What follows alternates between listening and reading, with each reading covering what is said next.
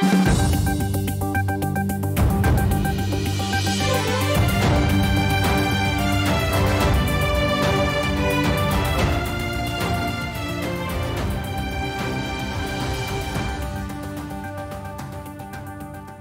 a sensational and unexpected development, the International Criminal Court has issued an arrest warrant against Russian President Vladimir Putin. Even as the ICC does not have the jurisdiction to arrest the perpetrators, the move surely mounts pressure on Putin, whose movement outside the country is now greatly restricted. Good evening, I'm Sarah Chitrakar, and these are the headlines of the hour.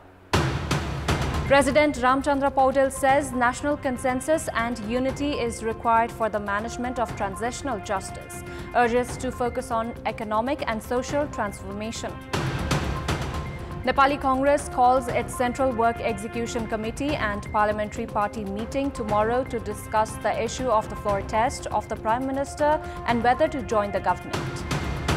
Indian Foreign Minister S. Jaishankar says the situation between China and India in the western Himalayan region of Ladakh is fragile and dangerous. And Elena Rybakina defeats a defending champion Iga Swiatek in straight sets to storm into the Indian Well final to clash against Aryna Sabalenka in the title. President Ramchandra Paudel has said that national consensus and unity is required for the management of transitional justice. Addressing the interaction program held for the federal and provincial lawmakers at the President's official residence, Sheetal Nivas, President Paudel stressed on the importance of a national consensus amid various challenges in the country.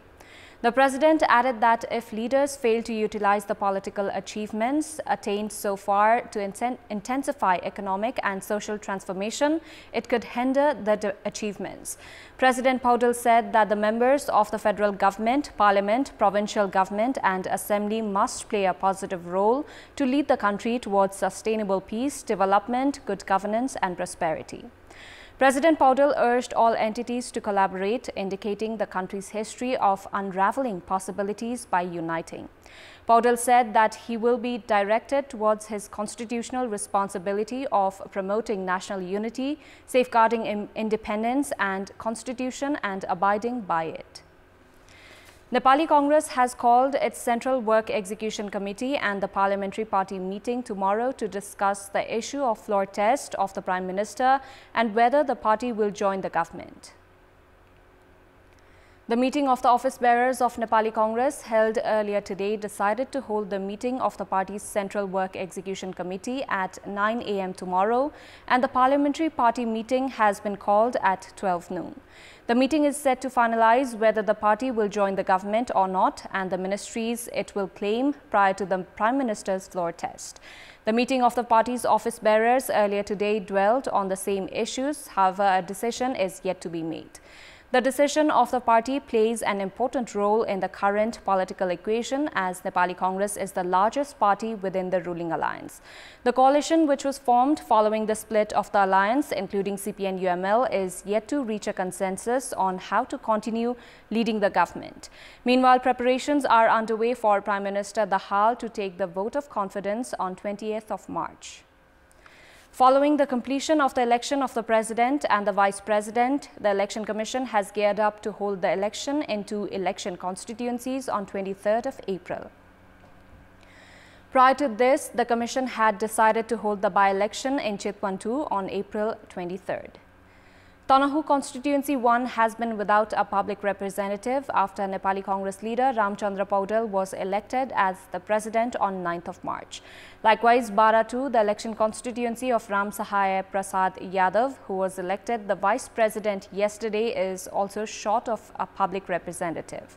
The Commission has decided to hold elections in both the constituencies on the day when the by-election will be held in Chitwan 2.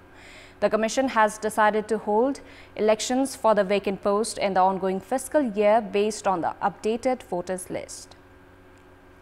It will take 45 days for the Commission to complete the task. Likewise, the remaining materials from the November 20 elections will be used to hold the elections.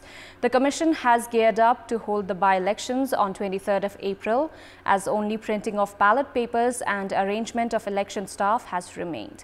Likewise, 6 posts, including Rural Municipality Chairperson and a Deputy Chair, are currently vacant. The Commission has yet to decide when the election will be held in these local levels. Governor of Sudur Paschim Province, Devraj Joshi, has said that locally produced goods must be brought into use.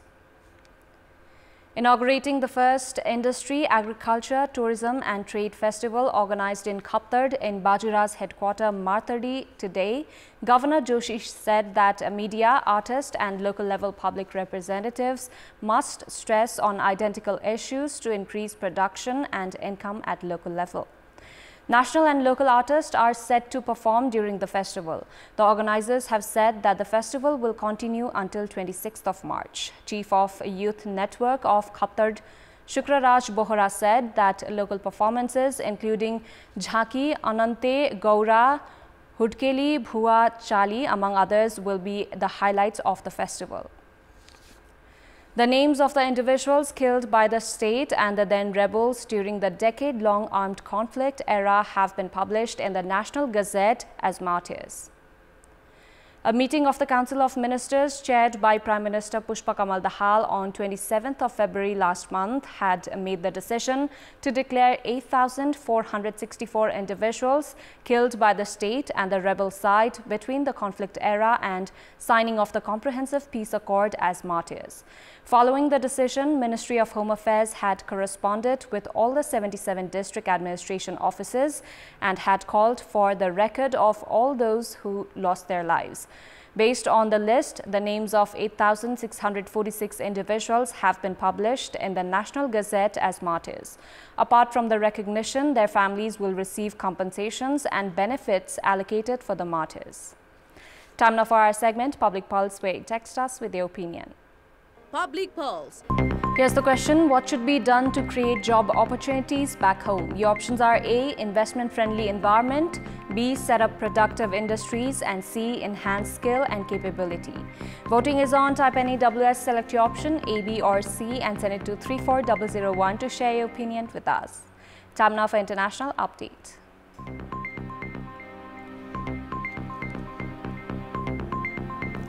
Indian Foreign Minister S. Jaishankar said the situation between India and China in the western Himalayan region of Ladakh is fragile and dangerous, with military forces deployed very close to each other in some parts.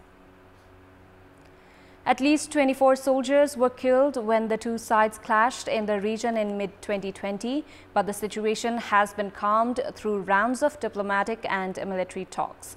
Violence erupted in the eastern sector of the undemarcated border between the nuclear-armed Asian giants in December 2022, but did not result in any deaths. Indian Foreign Minister Jaishankar said India-China relations cannot go back to normal until the border row is resolved in line with the September 2020 in-principle agreement he reached with his Chinese counterpart. Jaishankar said he discussed the situation with China's new Foreign Minister, King Gang, on the sidelines of a meeting of the foreign ministers of the G20 nations hosted by India this month. Regarding India's presidency of G20 this year, Jaishankar expressed hope that New Delhi can make the forum more true to its global mandate. Two G20 ministerial meetings in India in the last 3 weeks have been overshadowed by Russia's 13-month invasion of Ukraine.